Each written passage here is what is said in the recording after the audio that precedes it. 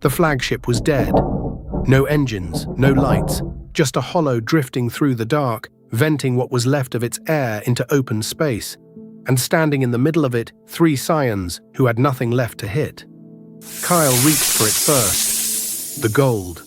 The thing that had put Frieza on his knees. Violet flickered along his arm, guttered and went out. That was all. That was everything he had. Vegeta saw it happen. "Do it again," he said. Kael looked at him and said nothing, because there was nothing to say. It was gone. It had not been taken from him. It had simply stopped answering. And Vegeta understood exactly what that meant, and hated understanding it. So Goku did what Goku does. He sat down on a broken hull plate, tore a strip off his own vest, and started patching the pieces of them that were still bleeding. For a while, none of them spoke. It was the first ordinary minute in 100 years. Kael had spent that century as the last line in a ledger. One name, the final entry of a dead species, kept alive out of nothing but stubbornness.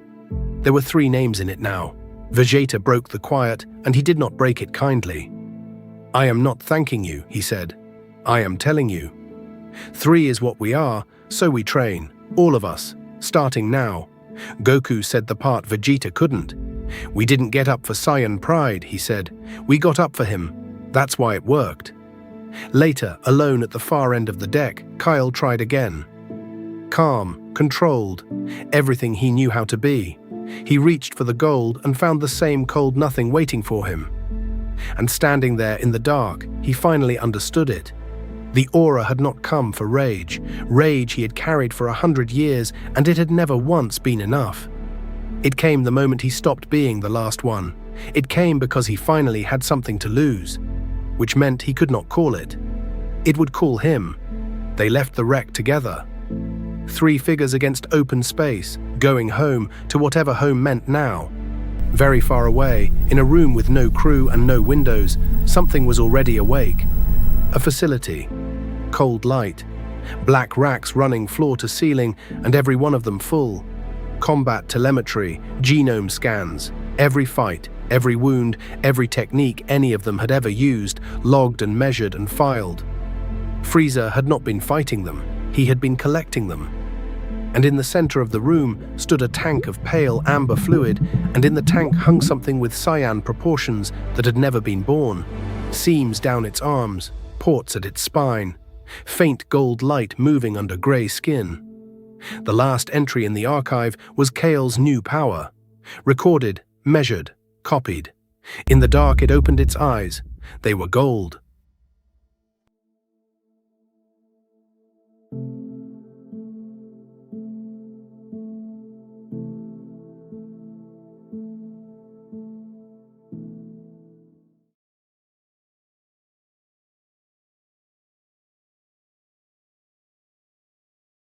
Earth came up out of the dark, blue and white, and impossibly loud with life. Kael had not seen a living world in 100 years. He had forgotten they made a sound. The ship came down in a field. When the hatch opened, the first thing that reached him was not light or heat. It was the smell of grass. He stepped out and stopped. 100 years of ash and recycled air, and now this. Soft ground. Wind with nothing dangerous in it. He did not know what to do with his hands. Goku's house stood at the edge of the field, and a woman in the doorway was shouting at Goku about the state of his vest. Nobody had ever shouted at a Saiyan about laundry. They ate. The first meal Kael had taken sitting down at a table since planet Vegeta burned. Goku ate like a natural disaster. Kael ate slowly because he kept expecting an alarm. Vegeta did not sit down. He stood outside, arms folded, looking at the horizon like it owed him something. Peace was not a thing he knew how to do. In the morning, he was already waiting. "Show me," he said, "not the gold, you. What is left when the gold does not come?" Kael reached for it anyway. Old habit. Violet ghosted along his forearm, thin as breath, and died. Vegeta put him in the dirt 4 times before he stopped reaching. Goku pulled him up on the 5th. "You keep hunting it," he said. "That is why it will not come. It came because you had something to lose. So stop chasing the power. Build the thing worth losing." So Kael trained, not for the gold. Weighted plates, thin air, and a mountain that did not care who he used to be. Weeks, Goku beside him every day, laughing, correcting, pushing. Kael got faster, Kael got stronger, the gold never came, and slowly he stopped listening for it. Vegeta watched from the ridge and said on the 11th day that he was less useless than he had been. From Vegeta, that was practically an embrace. Then, on a quiet evening, hands empty and mind on nothing at all, the violet caught. Half a second. Warm, unasked for. He had not reached for it. It had come to him. Very far away, in a room with no crew and no windows, the tank stood open, and the pale amber fluid had drained across the floor. It was empty. Nobody on Earth knew.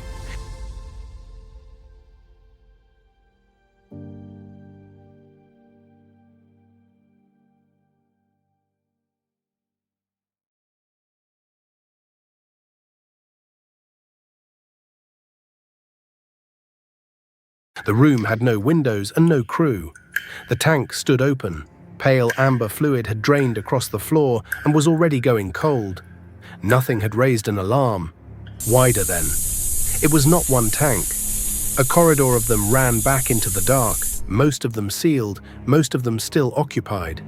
A records wall glowed at the far end. Numbered entries, thousands deep. Someone had been keeping count for 100 years. The empty one sat far down the list, and it was not the last. 100 years ago, planet Vegeta came apart. Everything with an engine ran. One shuttle did not run. It turned and went back down toward the fire. Sealed figures dropped through the ash on cables. Grey suits, mirrored faceplates, no insignia, no faces. They had not come down there to rescue anybody. They were collecting. Tissue, blood still warm, bone. A whole people reduced to material and stacked into cold cases while the sky came down above them. Deeper in the building, on a shelf, sat a pod. Small, catalogued. Kael had been inside this place once, a long time ago, as an item on an inventory.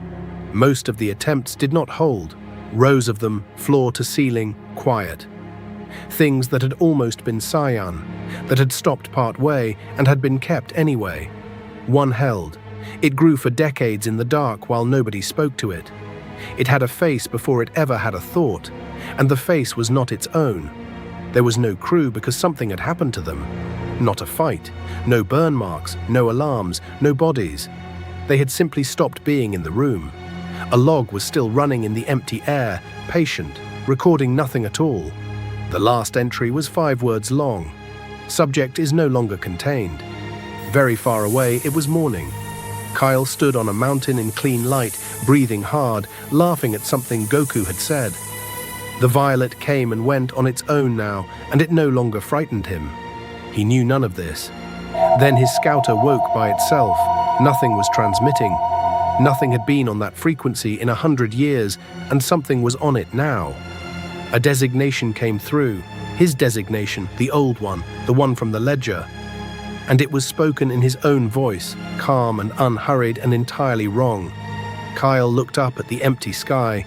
He did not know what any of it meant yet. He only knew that it had found him first.